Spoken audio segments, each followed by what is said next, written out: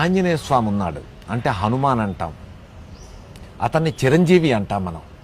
7 చిరంజీవిలో ఆంజనేయ స్వామి పేరే నంబర్ 1 వస్తుంది. కాకపోతే ఆజానబాహుడు, మహాబలి, మహాపరక్రముడు. రాముడు వారు లంక వెళ్ళి రావణాసుని జయించేయడం అంటే దానికి ఏకైక ప్రథమ ముఖ్య కారణం ఎవరు అంటే ఆంజనేయ స్వామి. అలాంటి ఆంజనేయ స్వామి మన సంస్కృతి ప్రకారంగా ఏంట్రా అంటే 7.5 సంవత్సరాల శనితాలకు ప్రభావం ఉంటుందంట మనిషికి. అండ్ సాధారణంగా చూస్తే మనిషి బాగోలేకపోతే ఏంటి శని పెట్టిన వాళ్ళు అలా ఉన్నావేంటి అంటారు. అంటే శని తాలూకా నెగటివ్ ఎఫెక్ట్, దాని తాలూకా నెగటివ్ ఇంపాక్ట్ ఎక్కువ అవడం వల్ల మనకి ఏ పని చేసినా జరగదు.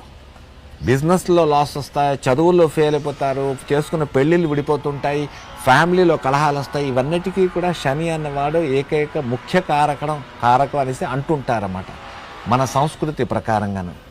అలాంటివన్నీ నివారణ అవ్వాలన్నా, అలాంటివన్నీ జరగకుండా ఉండాలన్నా, మీకు శని తాలూకు ప్రభావం దూరంగా ఉండాలన్నా ఉట్టి ఆంజనేయుడిని స్మరించిన ఆంజనేయుడికి 40 పేర్లు పెట్టారు.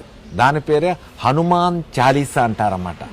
అలాంటి ఒక హనుమాన్ చాలీసా మీరు విన్నా లేక మీరు నేర్చుకున్నా సరే చాలా పవర్ ఉంటుంది. నేను గత కొన్ని సంవత్సరాల నుంచి అదే చేస్తున్నాను. మీకు పాజిటివ్ వచ్చిందంటే నాకు ఫోన్ చేయండి. సత్యప్రకాష్